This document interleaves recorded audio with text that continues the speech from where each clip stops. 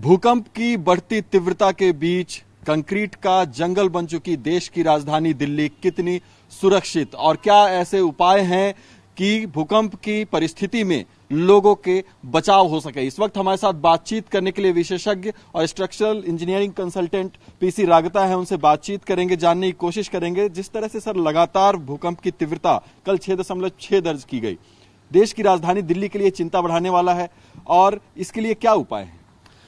ये अर्थक्वेक तो काफ़ी स्ट्रांग था और अगर थोड़ा सा भी दिल्ली के आसपास होता तो बहुत सारी बिल्डिंग्स गिर सकती थी। ये हमारी किस्मत है कि जोन 5 में और अफगानिस्तान के बॉर्डर के पास हुआ और काफ़ी डीप था और ऐसे और अर्थक्वेक ऐसे आने लगे और दिल्ली के थोड़े से और नज़दीक आने लगे तो रिस्की हो सकता है।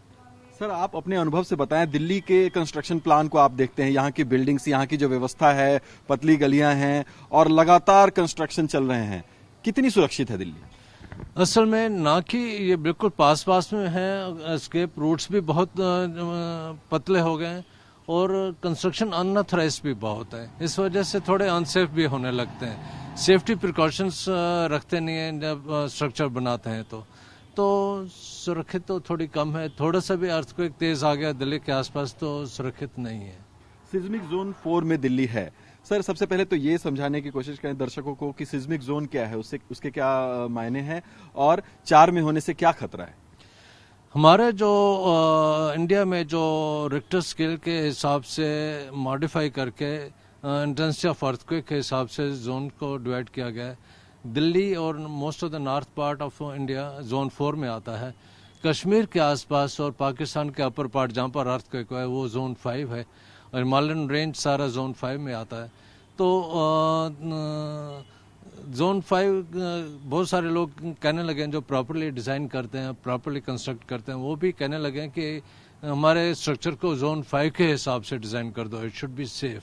पर बहुत सारे कंस्ट्रक्शन जो मेजॉरिटी ऑफ कंस्ट्रक्शंस हैं वो सारे अनऑथराइज्ड हैं, कोई प्रॉपरली डिज़ाइन नहीं है, प्रॉपरली कंस्ट्रक्टेड नहीं है, तो थोड़ा सा रिस्की तो है। दिल्ली एनसीआर के लिहाज से अगर हम बात करें तो क्या उपाय है यहाँ पर, क्योंकि इस तरह की कंस्ट्रक्शन अब यहाँ पर हो चुकी है, क्या हम ये मान के चले कि अब देश की राजधानी दिल्ली भगवान भरोसे है? बहुत हद तक भगवान भरोसे, क्योंकि कोई भी स्ट्रक्चर सुपरविजन नहीं होता, कोई प्रॉपर्ली डिजाइन स्ट्रक्चर्स नहीं है। जो अच्छे बिल्डिंग्स बनी हुई है वो तो है, बाकी सारे जो नॉर्मल इंटायर पॉपुलेशन है वो सारे अनसेफ बिल्डिंग्स में है। थोड़ा सा भी तेज अर्थक्वेक आ गया तो भगवान भरोसे। सर, आप चूंकि बहुत क्लोजली इन चीज़ों को वॉच करते हैं, सरकार की भी बहुत सारी कमेटीज़ में आप शामिल रहे हैं पुराने समय से, सरकार की तरफ से अगर देखें तो इन चीज़ों को लेकर कितनी जागरूकता है और क्या उपाय किए जा रहे हैं, आपने देखा होगा? असल में जब नक्शे पास होते हैं तो स्ट्रक्चर का कोई नक्शा पास नहीं होता, खाली आर्किटेक्चर प्लान करते हैं और अनऑथराइज भी बना लेते हैं, जितना पास हो उससे ज़्यादा बना लेते हैं। फिर दूसरी तरफ से जो आफ्टर अर्थक्वेक के जो रखाव के लिए है, लोगों के हेल्थ के लिए है, वो रेफ्यूज एरियाज भी कम है,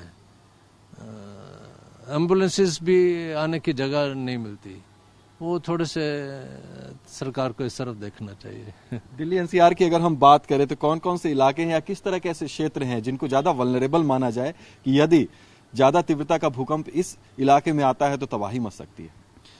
तकरीबन सारी दिल्ली, साउथ दिल्ली के कुछ एरियाज को छोड़ दें, हाउसिंग सोसाइटीज को छोड़ दें, बाकी सारी दिल्ली तो बड़े मुश्किल में है। हाउसिंग सोसाइटीज में जगह भी है और प्रॉपर्ली कंस्ट्रक्टेड भी है, वहाँ एम्बुलेंसेस, फायर व्हीकल्स जाने की जगह भी है। बाकी तो प्राइवेट हाउसेस सेफ नहीं है। धन्यवाद हमसे बातचीत करने के लिए। तो एक अलार्मिंग सिचुएशन जरूर है, भूकंप की तीव्रता बढ़ती हुई 6.6 तीव्रता थी और विशेषज्ञ भी ऐसा बताते हैं कि चूंकि ये दिल्ली से बहुत दूर थी इसलिए यहां पर असर कम देखने को मिला है, लेकिन इसका मतलब ये नहीं कि सावधानी ना बरते लोग। और अगर सुरक्षा के लिहाज से बात करें तो निश्चित तौर पर दिल्ली का जो कंस्ट्रक्शन है, दिल्ली में जो लगातार बिल्डिंग्स पर बिल्डिंग्स बनती जा रही हैं और कंस्ट्रक्शन ताबड़तोड़ चल रहे हैं, लोग इस बात का ख्याल नहीं रखते कि गलियों के बीच में जगह है कि नहीं है, एस्केप रूट्स है कि नहीं है। प्लान्ड कंस्ट्रक्शन और दिशा निर्देश को फॉलो ना करना ये खतरनाक साबित हो सकता है। तो निश्चित रूप से खतरा दिल्ली एनसीआर के लगभग सभी इलाकों में यदि ज्यादा तीव्रता का भूकंप आता है और यहां उसका प्रभाव बढ़ता है तो। कैमरा पर्सन रोहित के साथ दिल्ली से टीवी 9 भारतवर्ष के लिए मैं अभिजीत ठाकुर।